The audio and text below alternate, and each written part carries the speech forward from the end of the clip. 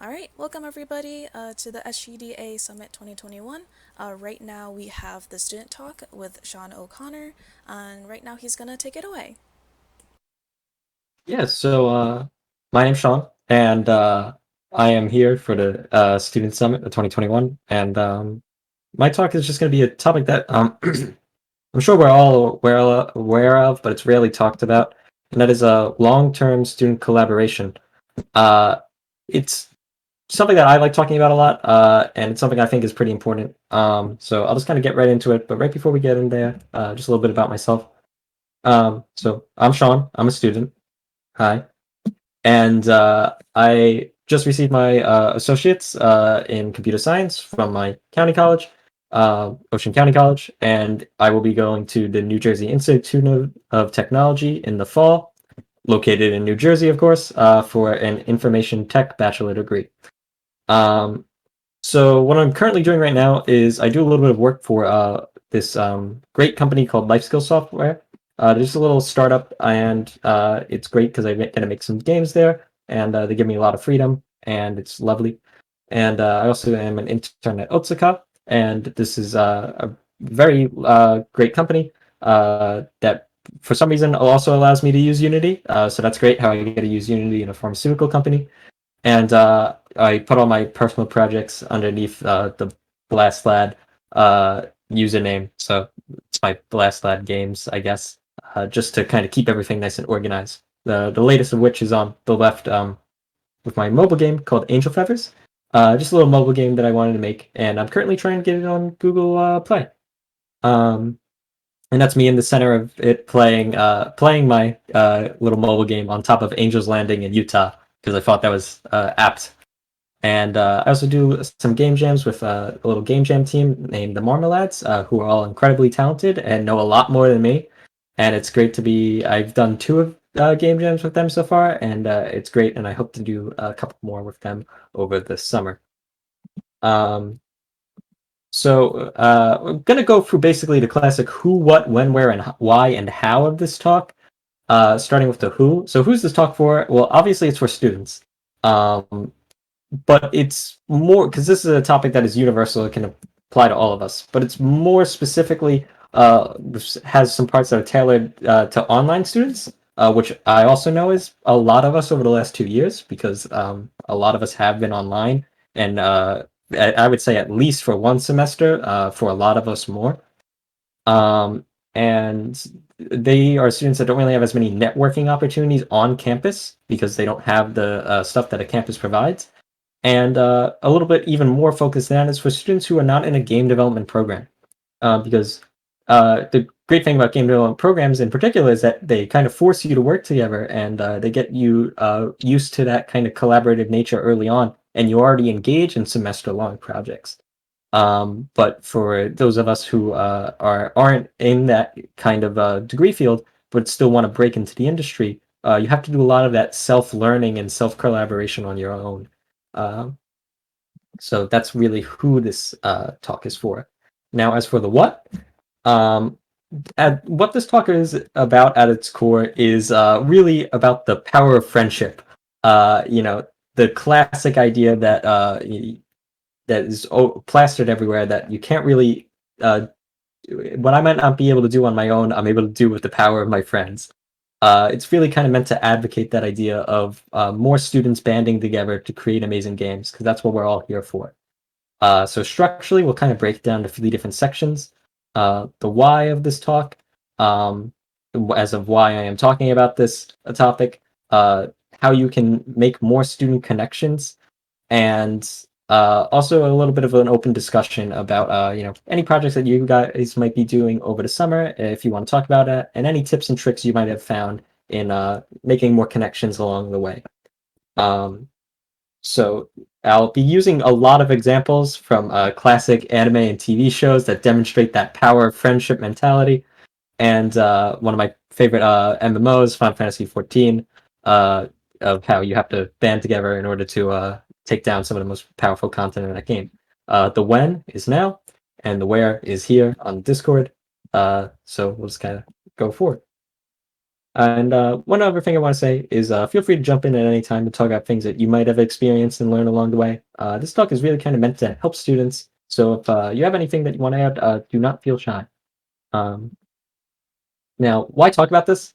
Uh, there's a lot of reasons, but the primary reasons is because there are a lot and so many talented, passionate students in this community that work hard every day to create really incredible things. And oftentimes they do it alone.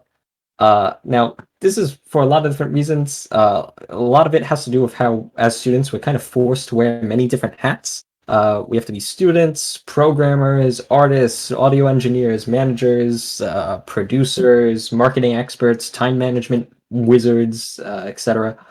It's a lot of stuff. So the idea of having to work on something with multiple people over the course of many months is it's really kind of sounds like the straw that will break the camel's back in a lot of ways. Uh, and well, yeah, that's true. It's a lot of responsibility, but pursuing it alone is never really good for the long term. You increase your dev time, like for example, with the mobile game that I was doing. That was great because I was able to get some lovely people to do the background pixel arts for all four of the stages. And I had some great one of my great friends do the audio for it.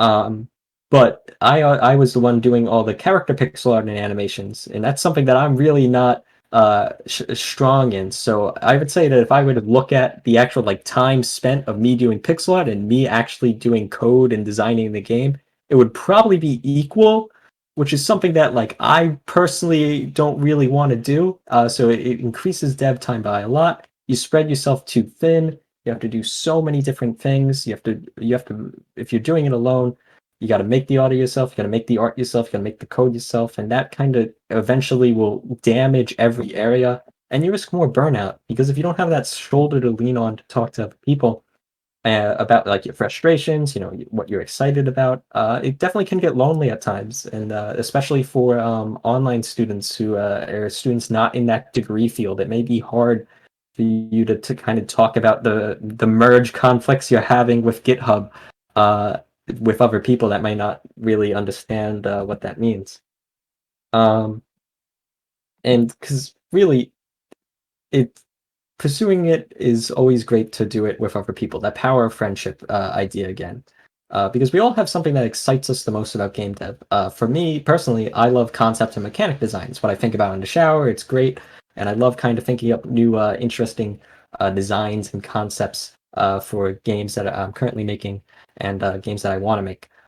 It's that kind of passion is really unique to us, and so while you never really want to stop learning new things, I'm a big believer in playing to your strengths.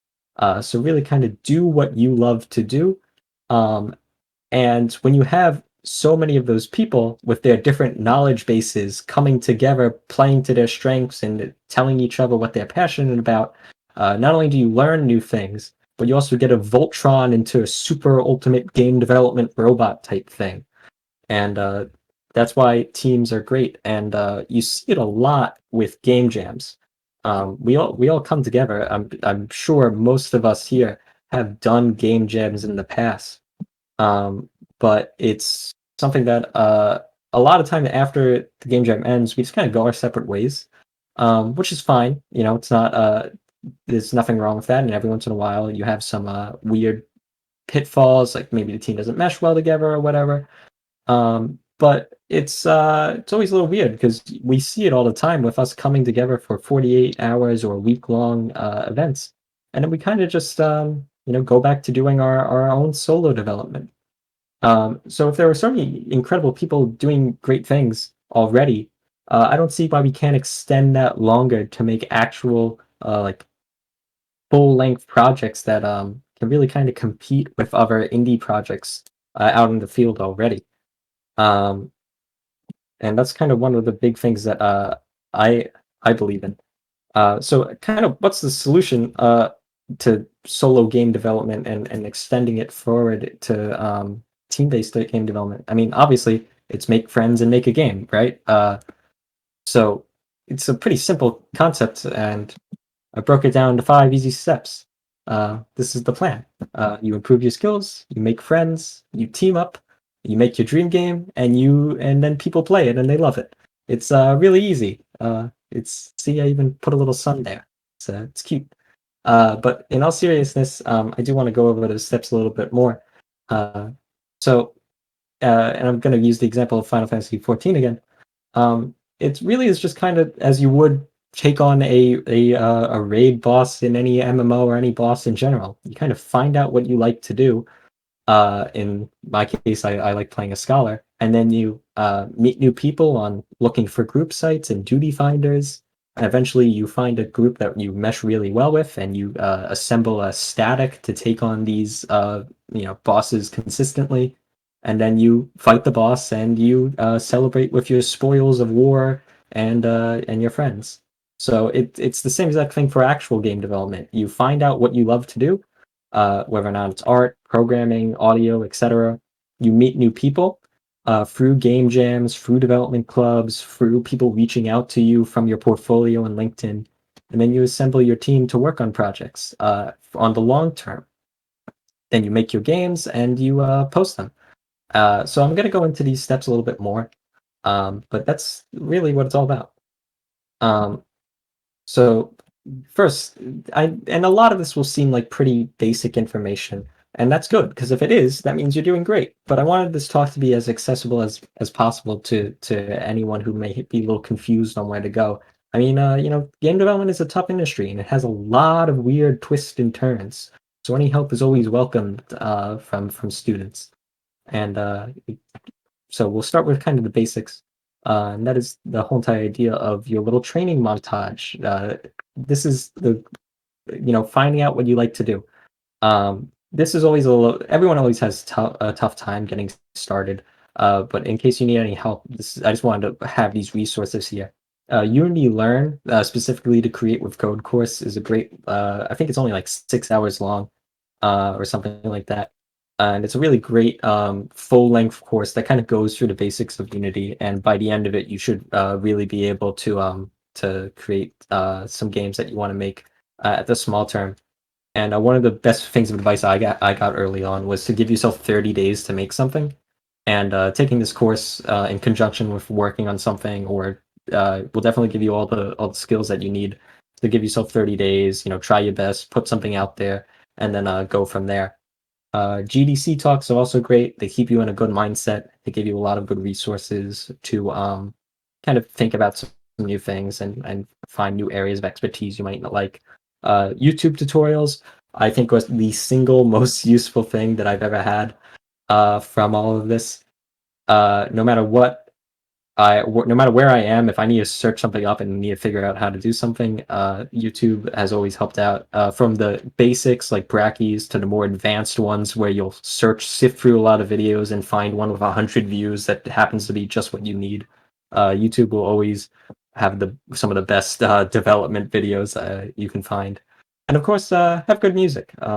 It helps out a lot. I have a playlist of probably over 200 songs now that is basically constantly on loop that I'm doing whenever I'm in Unity, and it always helps out. So a common thing is then after you have your skills, is you want to go into a game jam and you go to itch and you click on the game jams tab and you see this and it's messy and it's chaotic and it's scary and then you click off of it and you're just like, well, that was weird. Um, but in just to kind of sift through that a little bit more for the finding new people, um, game jams are still the best way to do it. And what you want to do is you want to click on the upcoming this month button. That's the most useful tool on that tab because we'll show you what's going to be coming up soon, while you still have that excitement to work on a project with other people. And it's also great because it allows you to kind of see what specific jams you want to do. Specifically, what you want to do, or personally, what I like to do is I like to look for college game jams or student-based game jams. Um, if you're a beginner, there are also really good beginner-based jams that probably happen every month that are great ways to kind of get yourself in there. Um, and remember, keep it relaxed. This is a very simple. It's supposed to be fun.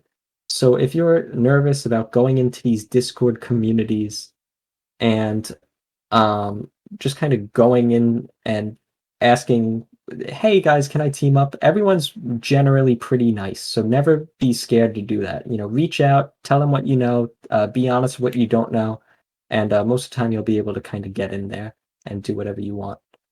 Um, Discord community is also great. I've probably infiltrated more than like 20 of different college communities over the past year, and I it's great. There's events, there's networking events, workshops, everything, and it really is a great opportunity to network with new students.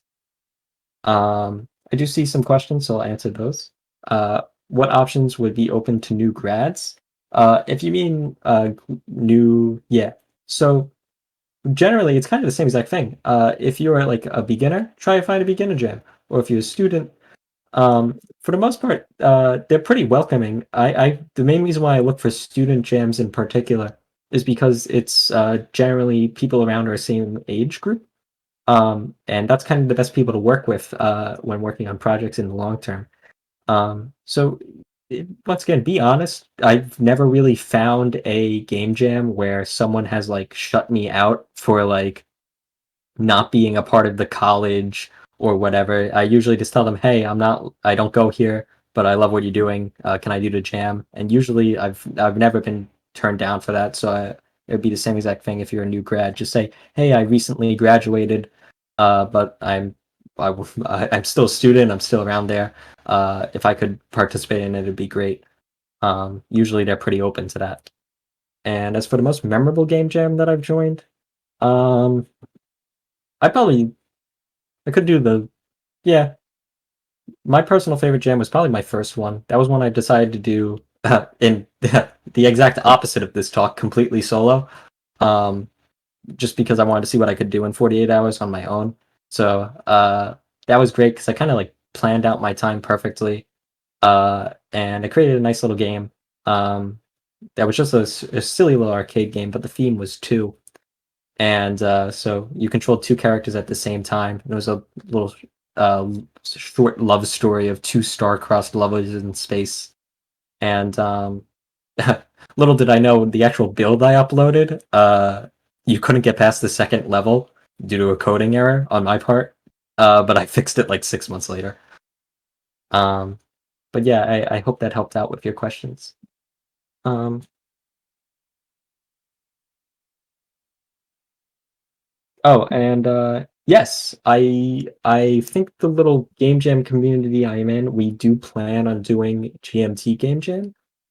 Um, I think we're gonna have like two teams because there's a lot of us. But yeah, I'm looking forward to that because I did attempt to do it last year, but that was the only game jam where the team kind of fell through. Um, just due to some errors during the jam. And that's another thing is with all these game jams is never feel too bad if your game doesn't get released. Um, that's all the part about finding people you mesh well with. And if you're not having a good time and things aren't going well, remember that's fine. Brush it off. Go join a new one, and you'll eventually find people that you really like. And that goes to the whole idea of creating your static or creating your uh, actual team that you want to work together with. It's once again it goes back to the whole meshing well thing. I've done enough game jams now to where it's nice that I'm able to kind of work with people that are other students and have a really great work uh, attitude, and we all get really excited when a new theme comes out. But a couple of them, it was kind of weird. I'd have like programmers that wouldn't really be like honest about their experience level, so it would be a little awkward. And then you have some artists that usually drop out like halfway through the jam, and then you're kind of left hanging. But I've you just kind of get through it. You pick up the slack where someone else might have it, and you release your game. And then when you do find people that you like, it's all about keeping that connection open. I saw a great question on the other talk yesterday that was basically asking, how do you keep these connections that you made over the course of a long period of time? And it really is just during the jam, talk to them, be nice.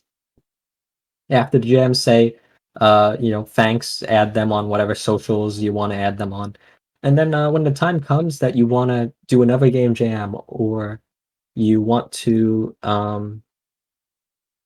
uh, actually work on a long-term project, once again, people are a lot nicer than I feel like a lot of us expect.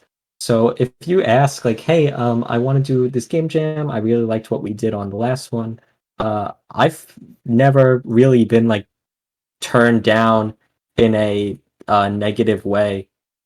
It's a really it once again it goes against what a lot of us expect, but everyone's willing to help out at the end of the day. There's a great talk called Game Studio Leadership. You can do it. It is one of my favorite GDC talks.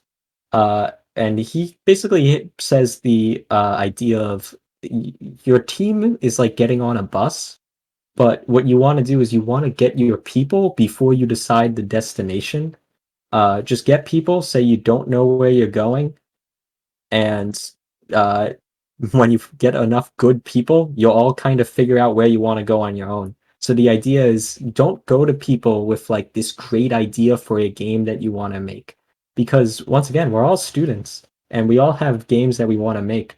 But it's all about that compromise and that getting people excited for ideas that are the work of five different people putting their ideas together. Never really be the star of the show with what you're trying to do with this. And that's one of the things I really like about that talk is the idea of getting great people before deciding on a game. Um, and if you have a team, congratulations. That's really the big bulk of this talk. Because sometimes you'll do a game jam and you'll find people that just kind of mesh really well already. And you'll be like, hey, what if we expanded this game further?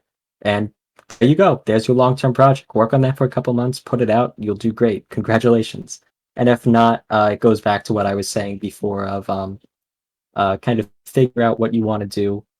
Find out some people that you really liked from your previous jams or previous networking events, and then just ask if they'd be interested. So next, of course, is make games. Um, I think the biggest help is to stay organized. Another great thing about that talk is like that the GDC talk, the studio leadership one, is that your job as like a organizer is to control chaos. So if people are asking questions and they don't know, like, hey, are we using this GitHub? Am I allowed to work in here? That's going to cause some very unnecessary, weird, just disorganization that usually causes a lot of problems. And it makes like the whole project development time take a lot longer. So stay organized, create a Discord, create your GitHub, make a good folder structure, have a little timeline, do a weekly meeting with your people. Because once again, we're all students. We don't want to take up a lot of each other's time. But keep it casual. Have a weekly meet, have goals, allow people to experiment with what they want to make. They come to you with an idea, and they're just like, "Hey, I want to try this, or I really want to work on this school or this concept or idea." Always be open to that because at the end of the day, we want to keep this exciting and we really want everyone to be able to get into this industry that's so hard to break into. Um, and yeah, that's really the biggest help I can do with making games is stay organized. But for the most part, since we're trying to do long-term development, that comes with its own strings attached in a lot of ways. Um, you need to really kind of never overscope. I feel like that's another thing that is pretty easy to do. Is you say, oh, we'll give ourselves 4 months to do something. We can do a lot more features. Decide on a minimum viable product for what you're trying to make, and then have these new and exciting ideas all be additions to that idea to that minimum product. Um, really kind of make it easy for everyone to work on it and not have super large responsibilities, but you'll definitely be able to release something that is larger in scope than anything that you might have with a game jam. And of course, yeah, you want to release your game. Uh, the whole entire idea is to make friends and make games. So never worry about the numbers. Never go into a project trying to make the next big indie student game hit that will launch you into stardom. Uh, because that it's always a roulette. You'll never know if that happens or not. And if it does, that's incredible. But if it's not, don't ever take any offense to that. That's never something you can control at this level. Always make improvements for next time. Thank your team members, and keep those lines of communications open still. You might start out with a small project. For example, with our team, we're going to be doing a little life skills software project for about a month. Um, and it's a very small scale project, and we're just kind of doing it for about a week or so, and on each aspect of it. That way, the development's pretty smooth. But after that, we're hoping to do an actual long summer project that will take us to the beginning of our next semesters. So always work your way up to these types of things. Never really just jump in without any plan. Um, like I said, I know that was all probably a lot of pretty basic information for a lot of you, but I think it's a very important talk, and it was more made to advocate for everything. Um, and we are kind of running at time, so I did kind of speed up some of those last slides. But if you have any questions, feel free to talk, or any other tips and tricks that you might have found during your time working with other people. Please share, because that's something that you everyone has their own experiences with. Um, but yeah, I of course want to thank you again for coming to this little talk. Um, I had a lot of fun talking about it. Something I am very passionate about, and this was, I think, my first like field presentation at a something like this. So I'm glad I was able to do it. So thank you to the team for letting me. Thank you so much, Sean. Looks like a few people are typing, so we can like wait a few seconds to see if we get any questions coming in. Yeah, sure. And thank you for coming, Riley. Thank you.